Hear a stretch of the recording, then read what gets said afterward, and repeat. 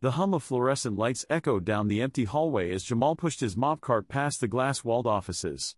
The building was spotless, white marble floors, polished chrome accents, framed patents hanging like trophies on the walls.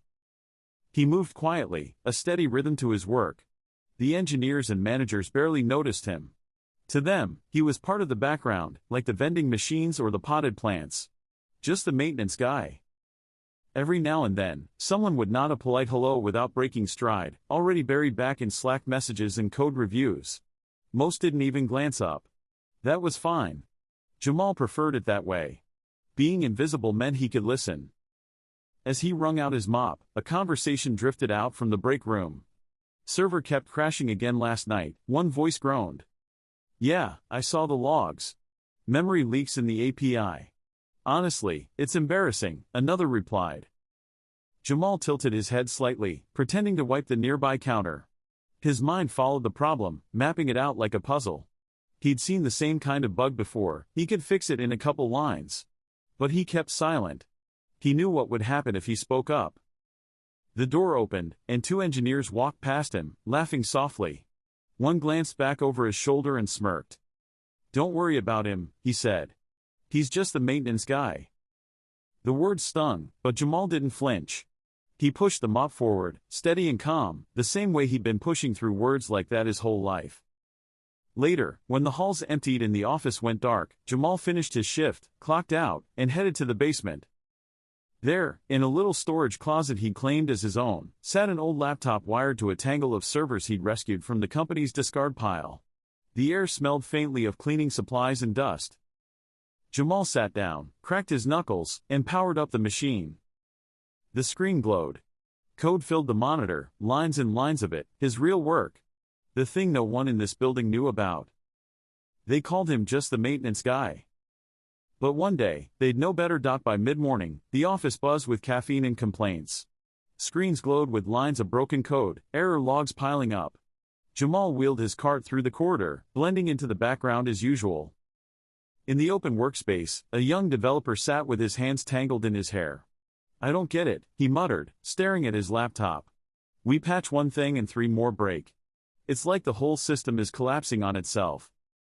Two senior engineers leaned over his shoulder, frowning at the lines of code. They muttered jargon, debated possible fixes, scribbled on a whiteboard. Nothing stuck. Jamal paused nearby, quietly replacing a trash bag. He glanced at the code on the screen, his eyes narrowing. The solution clicked in his mind instantly, as natural as breathing. He hesitated. Then, softly, he said, "You might want to check the memory allocation in that handler function. Looks like it's not releasing properly." The words hung in the air. The younger dev blinked at him. One of the seniors turned, raising an eyebrow. The pause stretched just long enough to sting. Then the man smirked and shook his head. "Let's leave code to the people who know what they're doing, all right?" A ripple of laughter followed. Not cruel, exactly, but dismissive. Casual. The kind of laugh that reduces a man to less than he is. Jamal tightened the trash bag, tied it neatly, and said nothing. His chest felt heavy, but his face stayed calm.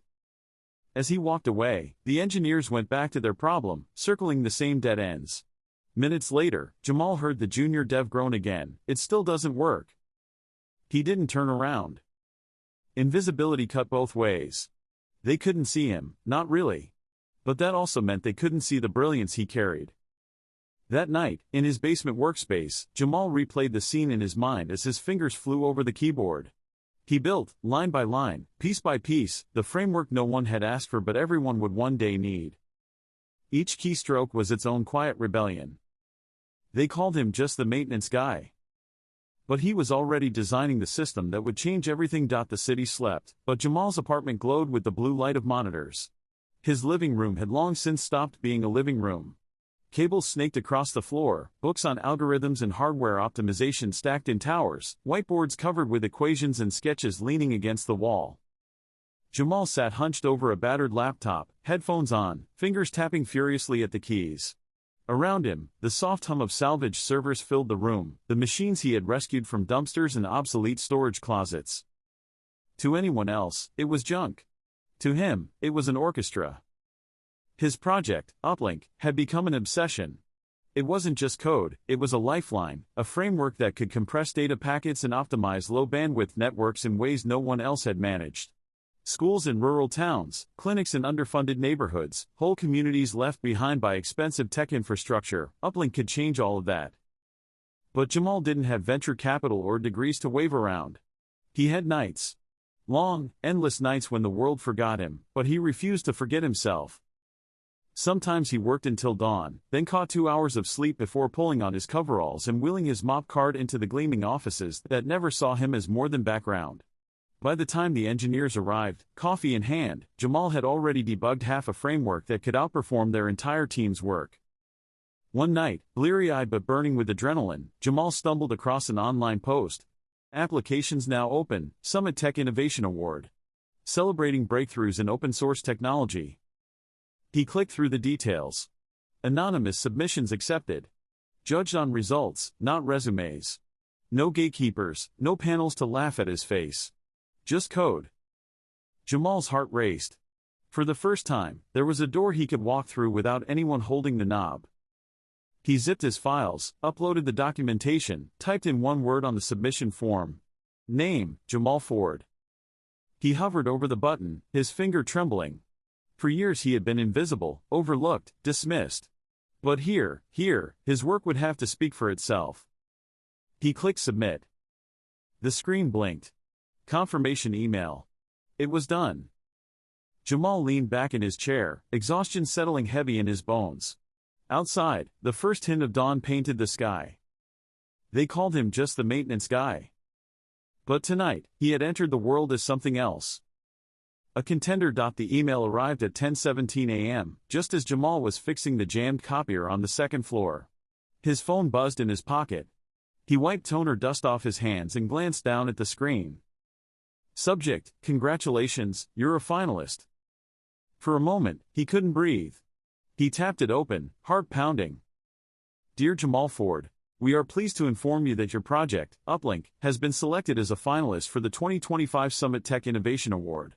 We will be announcing winners at the Summit Tech Gala in San Francisco next month. We look forward to celebrating your work. Jamal's hands trembled. He quickly locked his phone and slid it back into his pocket as footsteps approached. 2 engineers walked past, laughing loudly. Did you see the finalists list? One said. That Uplink thing? Absolutely insane. Whoever built that is a genius. The other whistled. Yeah, no way it's some regular coder. Probably Stanford or MIT, for sure. The compression ratios alone. Dude, I can't even wrap my head around it. They disappeared down the hall, their voices fading. Jamal stood alone, the copy machine still blinking error in red. He allowed himself the smallest smile. Back in the cafeteria at lunch, the buzz continued. A group of employees huddled around a laptop, scrolling through the official press release. There, Uplink, by. Wait, Jamal Ford? Never heard of him. Probably some startup founder in Silicon Valley. Yeah, definitely not anyone in this building. The table erupted in chuckles. Someone added, wish we could hire that guy, though. He's about to make a fortune. Across the room, Jamal emptied a trash bin, headphones in, pretending not to hear. But inside, his heart was beating like a drum. They were right, Uplink was about to change everything. They just didn't know the man they dismissed, the one sweeping their floors and fixing their printers, was the same man the world was starting to celebrate. That night, alone in his apartment, Jamal pulled up the press release again. His name, glowed on the official list alongside some of the most famous innovators in tech. He whispered it aloud, testing the sound of it. Finalist. Me. For the first time in years, he let the dream feel real. They called him just the maintenance guy. But soon, the world would call him something else. The Summit Tech Gala glowed like a palace of light. Chandeliers dripped crystal from the ceiling, cameras flashed at the red carpet, and men in tuxedos mingled with women in shimmering gowns. The stage, dressed in banners of blue and silver, bore the words, innovation, vision, future. Jamal sat quietly near the back, a dark blazer over his press shirt. It was the first suit he had bought in years, chosen carefully to look sharp but not flashy. He kept his head down, hands folded in his lap. Around him, conversations swirled, CEOs boasting about valuations, engineers swapping jargon, investors sniffing out the next billion-dollar idea. At the center of it all was the award, a sleek glass obelisk, catching the spotlight, waiting to be claimed. The host stepped up to the microphone, his voice booming over the crowd. "Ladies and gentlemen, tonight we honor the brightest minds shaping the future of technology. The finalists for the Summit Tech Innovation Award represent the best of creativity, perseverance, and brilliance." Slides flashed across the massive screen, startups with millions in funding, research labs from top universities. The room erupted with applause for each. Jamal's name passed among them, met with polite, puzzled claps. No one recognized him. The host drew out the suspense. And the winner of the 2025 Summit Tech Innovation Award is... He paused, tearing open the envelope. "Jamal Ford, for Project Uplink." The audience went silent. A ripple of confusion swept through the hall. Faces turned, searching. Then the spotlight swung, and landed on Jamal. He rose slowly, steadying his breath. Gasps broke the silence. Someone whispered, "That's the janitor?" But Jamal didn't flinch. He walked the long aisle toward the stage, each step echoing louder than the last. His coworkers, scattered through the audience in designer suits, stared in disbelief, their mouths open, drinks forgotten in their hands. He climbed the steps, the glass award handed to him with a firm shake. Cameras flashed. Applause began, hesitant at first, then rolling into thunder. Jamal turned to face the crowd, the obelisk heavy in his hand. For a moment, he let the silence settle, his eyes sweeping over the same kind of people who had dismissed him, overlooked him, made him invisible. Then he leaned toward the microphone. "They called me just the maintenance guy," he began, his voice calm, steady, unshakable. "But I've always known I was more." The room held its breath. The room was hushed, every eye fixed on him. Some faces still showed disbelief, others guilt, others awe. Jamal could feel the weight of their stares, the same people who, hours ago, wouldn't have looked at him twice in a hallway. He held the microphone steady. His voice didn't waver. "I've mopped your floors. I've fixed your servers when they crashed. I've emptied your trash cans while you stayed late, working on your code. To most of you, I've been invisible, just the maintenance guy." A murmur rippled through the audience. He let the words sink in before continuing. "But invisibility has its advantages. When people think you're no one, you learn to watch, to listen, to build in the shadows. And while the world overlooked me, I was writing the framework you just applauded." Scattered claps started in the back. He raised the award slightly, his tone firm but calm. "Talent doesn't always come with a degree from the right school. Genius doesn't always wear a suit. Sometimes brilliance wears coveralls. Sometimes it carries a mop." The scattered claps swelled, growing louder. People were rising to their feet. Cameras flashed, catching the faces of his shocked coworkers in the crowd, their disbelief frozen in light. Jamal's eyes swept across them. He wasn't angry anymore. He was resolute. "I built Uplink because kids in rural schools deserve fast connections. Because hospitals in poor neighborhoods shouldn't lose access to patient records when the internet cuts out. I built it because technology should serve everyone, not just the people who can afford the best service." Now the applause was thunderous. The standing ovation rolled through the hall like a wave. Some cheered, some whistled, some wiped their eyes. Jamal stepped back from the podium, letting the sound wash over him. He had spent years as a ghost in their eyes, a background character. But tonight, he had become undeniable. They called him just the maintenance guy. But now, the world was calling him something else entirely, a visionary. The next morning, Jamal walked back into the same building where he had spent years invisible. The marble floors gleamed, the fluorescent lights buzzed, the whiteboards were still filled with half-solved code. Only now, something had changed. Heads turned as he passed. Engineers who once ignored him stared, then quickly looked away. Some nodded awkwardly, trying to smile. Others whispered, "That's him. That's the guy from last night." When Jamal reached his locker in the basement, the CEO himself was waiting, tailored suit, forced smile, hand extended. "Jamal," he said warmly, too warmly, "we are all very impressed. I'd like to discuss a new role for you here. Senior engineer. 6 figures. Full benefits. You've earned it." Jamal studied the man's hand, then shook it politely. His face gave nothing away. "Thank you," he said. "But I'm not looking for a promotion." The CEO blinked. "Not looking? Then what are you?" Jamal lifted the glass award from under his arm.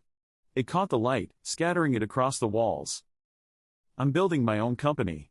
One that doesn't decide who's smart based on what clothes they wear, or what degree hangs on their wall. A place where the next kid with a mop in his hand doesn't have to hide his ideas in a basement." The CEO's smile faltered. He nodded stiffly, stepping aside. Jamal walked past him, through the lobby, and out into the sunlight. Outside, a small crowd had gathered: journalists, students, young coders who had seen his speech online. One boy, no older than 16, held up a homemade sign: "If he can do it, so can I." Jamal's chest tightened. He raised a hand, not in victory, but in acknowledgement. This wasn't just his story anymore. It belonged to everyone who had ever been underestimated, overlooked, laughed at. They had called him just the maintenance guy. But as he walked into the morning light, the glass award heavy in his hand, Jamal knew who he really was: a builder, a leader, a symbol. Not invisible.